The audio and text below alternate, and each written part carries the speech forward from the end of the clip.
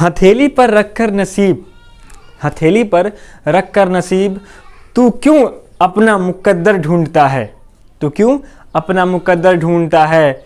सीख उस समंदर से, सीख उस समंदर से जो टकराने के लिए पत्थर ढूंढता है। तो आज मैं आपके लिए एसआई और सीआई लेकर के आया हूँ, साधारण ब्याज लेकर के आया हूँ, सिंपल इंटरेस्ट लेकर के आया हूँ। और ये सिंपल इंटरेस्ट क्या होता है, एग्जाम में कैसे कैसे सवाल पूछते हैं और इसकी उत्पत्ति कैसे हुई, वो सब की बेसिक जानेंगे हम। बस आप 3 मिनट रुकिए और इस 3 मिनट के अंदर में मैं आपको फुल बेसिक एसआई का बताऊंगा क्या होता है, कैसे होता है। ठीक है, सबसे पहले हम जानते हैं कि इसकी उत्पत्ति कैसे हुई। तो उत्पत्ति की अगर हम बात करें तो कोई मैं हिस्ट्री का प्रोफेसर तो हूँ नहीं कि मैं आपको पूरा कैसे कहाँ से बताऊँ। मैं ये बताऊँगा कि कैसे इंसान बदलता गया और कैसे बदलते बदलते ये सिंपल इंटरेस्ट और ये कंपाउंड इंटरेस्ट आ गया, चक्रवृद्धि ब्याज आ गया। सबसे पहले हम एक बात बताइए, पहले के समय में लोग किसी को कुछ देते थे तो बदले में किसी भी चीज़ की आस नहीं करते, उम्मीद नहीं करते थे कि हाँ अगर मैं आपको 100 रुपये दे रहा हूँ तो उस 100 रुपये के बदले में हमें कुछ नहीं चाहिए। ठीक है, लेकिन वक्त बदलता गया और लोग भी बदलते गए। और जब लोग बदले तो उन्होंने सोचा कि मैं जो आपको या किसी को वो पैसे या कुछ भी चीज़ दे रहा हूँ तो उसके बदले में हमें कुछ मिलना चाहिए, क्योंकि हम तो अपने पैसे उनको दे रहे हैं। तो वो धीरे धीरे क्या हुआ कि उसने उनके जगह पे क्या लिया, पैसे के ऊपर कुछ एक्स्ट्रा पैसा देना शुरू किया, एक्स्ट्रा पैसा, बेनिफिट। उस बेनिफिट को ब्याज का नाम दिया गया, उस बेनिफिट को ब्याज का नाम दिया गया। किसी भी पैसे को छोड़ के जो एक्स्ट्रा पैसा हमें मिलता है वो हमारा ब्याज होता है। ठीक है, समझ रहे हैं हमारा। और वो जो ब्याज, जब वही ब्याज हर साल एक हो, मतलब हर साल अगर बांध दिया जाए कि अगर 5 रुपये आपको हर साल देना है तो 5-5 रुपये आपको अगर हर साल देना हो, फिक्स कर दिया जाए तो हमारा क्या होता है, साधारण ब्याज कहलाता है, सिंपल इंटरेस्ट कहलाता है। बात समझ गए। अब आपको एक एग्जाम्पल से मैं इसको बढ़िया से समझाऊंगा, इस एग्जाम्पल को आप समझिए। ठीक है, जैसे आप किसी के घर में गए, रूम रेंट लेकर के रहने गए, रेंट पे आप रहने गए, तो क्या हुआ बताइए। आप कहेंगे सर मैं रेंट लेने गया, मकान मालिक जो है, मकान मालिक, ऐसे तो हमेशा मालकिन नहीं होती है मकान की, सर मालिक की हम बात कर लेते हैं। मालिक जो है वो उसने पैसा तय किया कि 5,000 रुपया, 4,000 रुपया, 3,000 रुपया आपको देना है। मान लेते हैं कि उसने कहा 3,000 रुपया पर मंथ देना है, पर मंथ देना है। अब बताइए क्या ये 3,000 रुपया पर मंथ आप देते रहेंगे 10 साल तक, तो क्या ये घर आपका हो जाएगा? आप कहेंगे नहीं सर घर तो हमारा नहीं होगा, ये घर तो मालिक का है। क्यों? क्योंकि मालिक ने क्या किया, मालिक जो है वो पैसा प्रिंसिपल लगाया, प्रिंसिपल मूलधन लगाया लाखों या करोड़ों में, और उस घर को किराए पे दिया।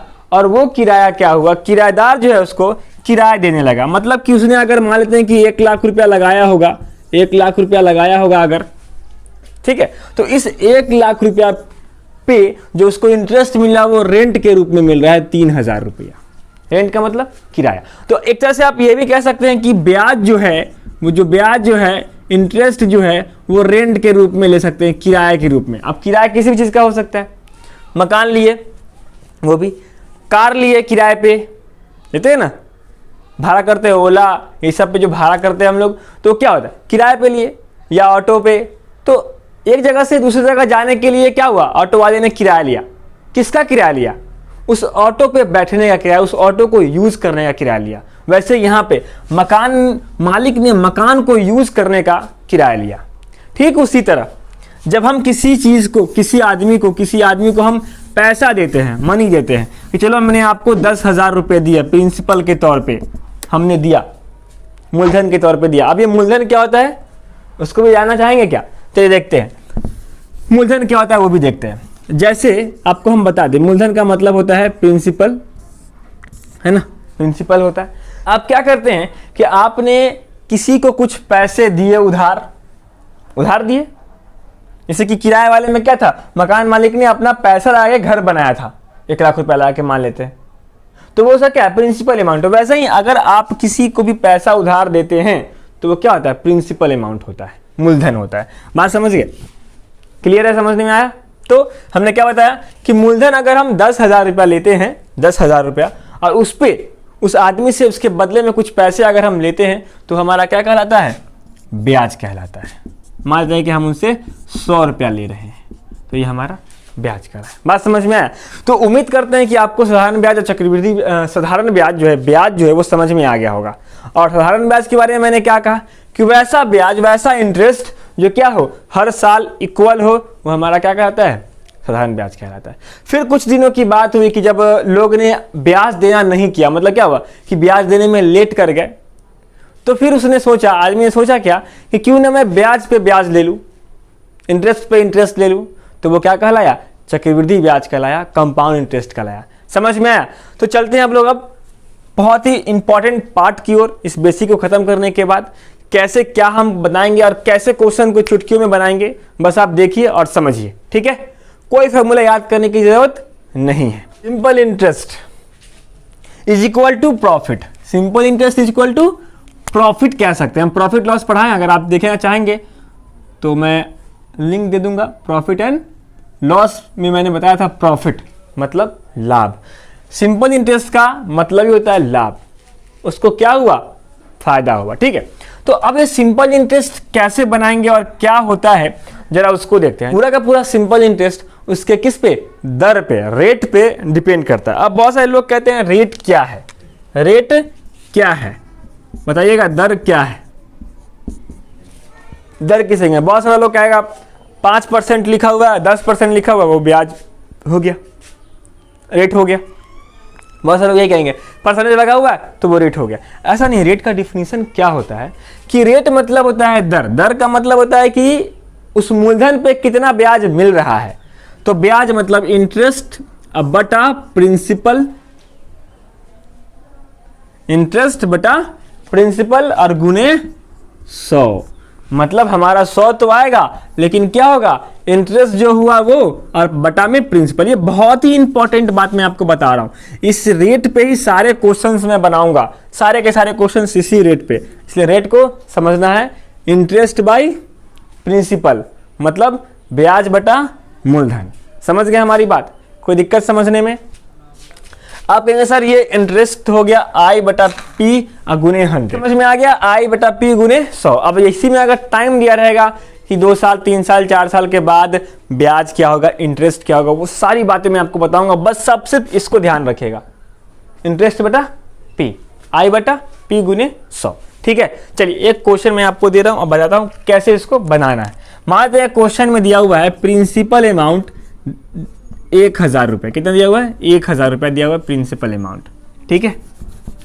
तो प्रिंसिपल अमाउंट दिया हुआ है 1000 रुपया, ठीक है। अब इस 1000 रुपये में आपसे कह दिया कि जो आपका रेट है, वो जो इंटरेस्ट रेट है वो आपको दिया हुआ है 5%, ठीक है। क्या दिया हुआ है, 5% दिया हुआ है। और आपसे ध्यान दीजिएगा, मैंने आपको अब तक 2 चीज़ बताया है, पहला मूलधन, दूसरा ब्याज और तीसरा रेट। अभी एक चीज और बचा हुआ है जिसको हम बोलते हैं अमाउंट मतलब मिश्र धन, ठीक है। तो रेट दे दिया 5% और आपसे पूछता है क्वेश्चन में कि बताइए टाइम जो है वो 2 साल के बाद, 2 ईयर्स के बाद, आफ्टर 2 ईयर्स इसका इंटरेस्ट क्या होगा और इसका अमाउंट क्या होगा। अमाउंट का मतलब मिश्र धन, और मिश्र धन क्या होता है बताइए, आप बताइए, कोई फॉर्मूला नहीं है, आप बताइए।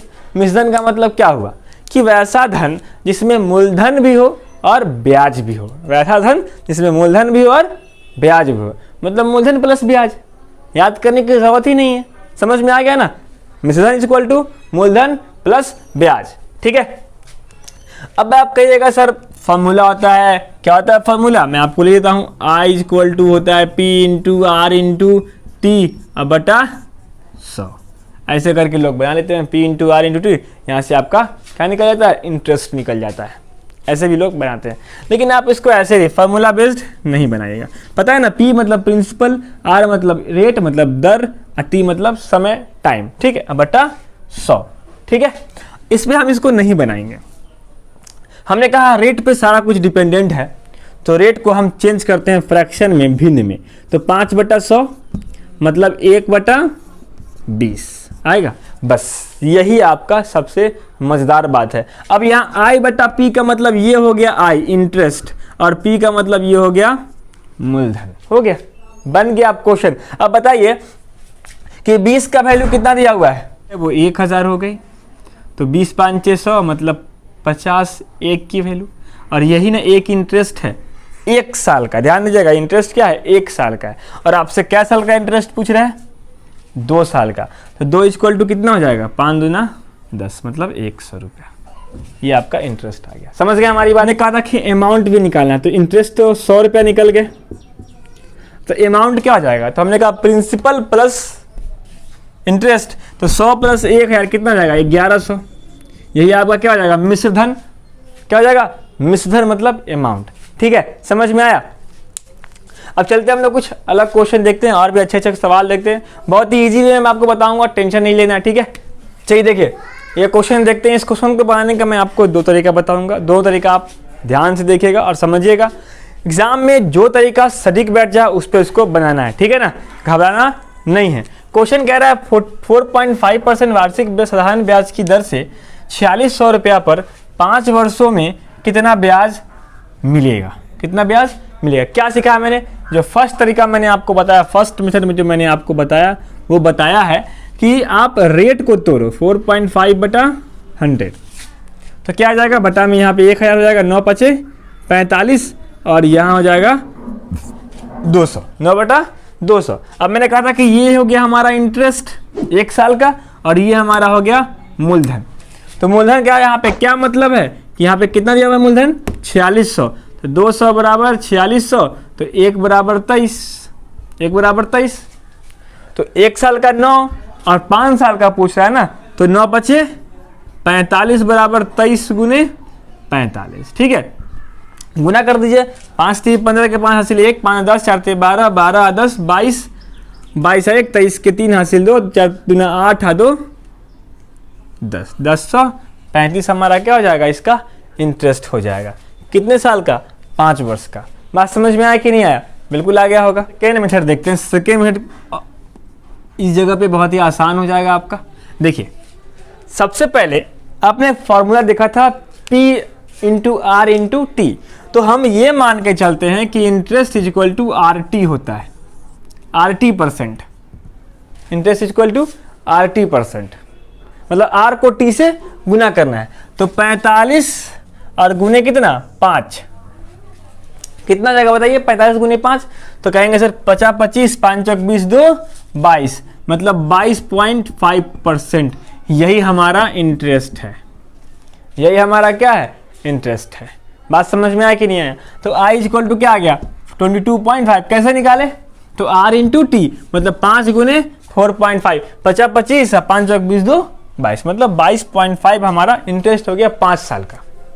और हमारे पास क्या दिया हुआ प्रिंसिपल, तो प्रिंसिपल को हम 100 मान के चलते हैं कि 100 जो है हमारा वो प्रिंसिपल है। तो 100 की वैल्यू अगर 4600 है तो 22.5 की वैल्यू कितनी हो जाएगी, तो 1 की वैल्यू 46, तो 22.5 की वैल्यू 22.5 से इसको गुना कर देंगे, हमारा क्या आ जाएगा आंसर आ जाएगा। करके देखिए क्या आता है, तो आप जब गुना कीजिएगा तो 1035 ही आएगा 100%। बात समझ गए हमारी बात। तो ये भी तरीका एक है, क्या करना है इसको RT, और इस तरीके में प्रिंसिपल को 100 मान के चलना है, प्रिंसिपल को 100 और इंटरेस्ट हमारा 22.5।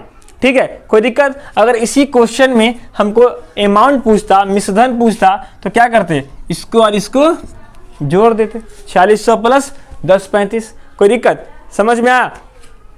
तो अब अगर कभी कभी क्वेश्चन में क्या होता है कि प्रिंसिपल ना दे करके अमाउंट दे दिया, मतलब मिश्रधन, कैसे देगा क्वेश्चन, क्या है कि 4.5 वार्षिक साधारण ब्याज की दर से 5 साल में कोई धन इतना हो जाता है, मतलब 4600 हो जाता है, ऐसे क्वेश्चन पूछेगा, हो जाता है मतलब कोई और धन है, कोई और प्रिंसिपल है, वो 4600 या कुछ भी हो जाता है, वो हमारा क्या होगा अमाउंट होगा जो दिया होगा। तो उसको कैसे बनाएंगे उस टाइप के क्वेश्चन को, उस टाइप के क्वेश्चन को भी हम अभी देखते हैं। तो अगला क्वेश्चन हमारा कह रहा है कि एक मूलधन 20% वार्षिक ब्याज की दर से 2 वर्ष में 14,000 रुपये हो जाता है, तो तो मूलधन ज्ञात कीजिए। यहाँ पे आपको क्या निकालना है, मूलधन निकालना है। और मैंने आपको बताया यहाँ पे कैसे पहचानेंगे कि ये साधारण ब्याज है। तो चक्रवृद्धि ब्याज जब होता है तो उसमें लिखा होता है वार्षिक संयोजित। क्या लिखा होता है, वार्षिक संयोजित। इसलिए हम यहाँ पे देख रहे हैं कि वो ऐसा कोई वर्ड इसमें है नहीं, तो वो क्या होगा, साधारण ब्याज है। तो अब इस क्वेश्चन को बनाएंगे कैसे, तो मैंने आपको सिखाया 20% को तोड़ दीजिए, 20 5 6 100 मतलब 1/5। 1/5 में एक क्या है, इंटरेस्ट है 1 साल का, तो 2 साल का कितना हो जाएगा इंटरेस्ट, 2, और प्रिंसिपल तो 5 ही रहेगा। तो हमारा मिश्रधन अमाउंट कितना हो गया, 7। मैंने कहा था ना कि 14,000 रुपया हो जाता है, का मतलब ये क्या है, अमाउंट है। तो 7 का वैल्यू 14,000, तो 5 का वैल्यू आपको निकालना है। 5 का वैल्यू क्यों, क्योंकि आपसे प्रिंसिपल पूछ रहा है। अगर आपसे इंटरेस्ट पूछता तो आप 2 की वैल्यू निकालते, ठीक है ना, क्योंकि 2 का मतलब 2 साल के लिए, 1 का मतलब 1 यहाँ था तो 1 साल के लिए, 2 का मतलब 2 साल के लिए। तो 5 की वैल्यू तो क्या जाएगा, 14,000 बटा 7 गुने 5, 7 दूना 14 मतलब 2,000, और 5 दूना 10 मतलब 10,000। हमारा क्या हो गया, इसका आंसर आ गया, प्रिंसिपल अमाउंट हो गया। समझ में आया, प्रिंसिपल हो गया। समझ में आया कि नहीं आया, कोई दिक्कत समझने में। तो ये हमारा क्या था कि हमने यहाँ से मूलधन निकाला, क्या दिया हुआ था, मिश्रधन दिया हुआ था। अब कुछ ऐसे भी क्वेश्चन है जिसमें आपको रेट निकालना होगा, रेट नहीं दिया होगा, उस क्वेश्चन को कैसे बनाएंगे, उस क्वेश्चन को अब हम लोग देखते हैं। क्वेश्चन देखिए, 15,000 रुपया की धनराशि पर 5 वर्षों में 4500 रुपया इंटरेस्ट आ रहा है। इंटरेस्ट 4500 रुपया है 5 वर्षों में। 5 वर्षों में टाइम कितना दिया हुआ है, 5 वर्ष दिया हुआ है, ठीक है ना। चलिए, अब कह रहा है कि दर ज्ञात करना, ब्याज की दर मतलब रेट निकालना है, और प्रिंसिपल अमाउंट आपको दिया हुआ है 15,000 रुपया। मैं ऐसे ही लिख रहा हूँ ताकि आपको खोजने में दिक्कत नहीं हो। अब इसमें हम रेट कैसे निकालेंगे, मैंने रेट का डिफिनेशन आपको क्या दिखाया था कि इंटरेस्ट 1 साल का अब बटा प्रिंसिपल सिखाया था ना। तो अब इंटरेस्ट और गुने 100, मैंने यही सिखाया था कि इंटरेस्ट 1 साल का बटा प्रिंसिपल और गुने 100। अब बताइए इंटरेस्ट कितना है, 4500 है, क्या साल का है, 5 साल का है। 1 साल के लिए कितना से भाग करना पड़ेगा, 5 से भाग करना पड़ेगा, तब ना 1 साल का आएगा। और यहाँ गुने में पी है, पी का मतलब कितना है, प्रिंसिपल 15,000 है, कोई दिक्कत, और गुने कितना 100। यही ना मैंने आपको सिखाया, और यही फार्मूला भी आप इसको कह सकते हैं, है ना, क्या कहते हैं, फार्मूला भी कह सकते हैं। तो यहाँ पे आ गया, ये 2 जीरो से ये 2 जीरो कट गया, 1 जीरो से 1 जीरो कट गया, 15 तिहाई 45, 5 दूना 10, 3 दूना 6%। हमारा 6% वार्षिक ब्याज आ गया। बात समझ में आया, क्या किए कि जो मैंने आपको सिखाया था रेट इक्वल टू आई बटा पी गुने 100, इसमें आई क्या था, 1 साल का इंटरेस्ट था, तो हमने 4500 5 साल को 5 से भाग करके 1 साल का निकाल लिया, ठीक है।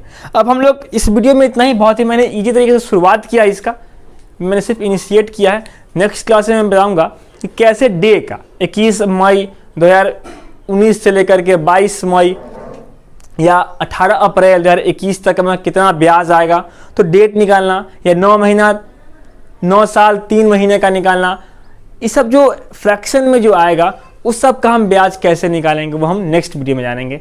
तब तक ये देखते रहिए। और अगर आपको इस वीडियो का, इस जो क्वेश्चन जो मैंने आज पढ़ाया है उस पर आपको क्यूज करना है, मतलब प्रैक्टिस करना है इस कॉन्सेप्ट को स्ट्रॉन्ग करने के लिए, तो आप आज रात 8:30 बजे फेसबुक चैनल या टेलीग्राम ग्रुप को ज्वाइन कर सकते हैं। वो आपको लिंक डिस्क्रिप्शन में मिल जाएगा। ज्वाइन करने के बाद 8:30 बजे, एग्जैक्ट 8:30 बजे रात में आपको इसका क्वेश्चन मिल जाएगा, ठीक है। फिर मिलेंगे हम लोग नेक्स्ट वीडियो में, तब तक के लिए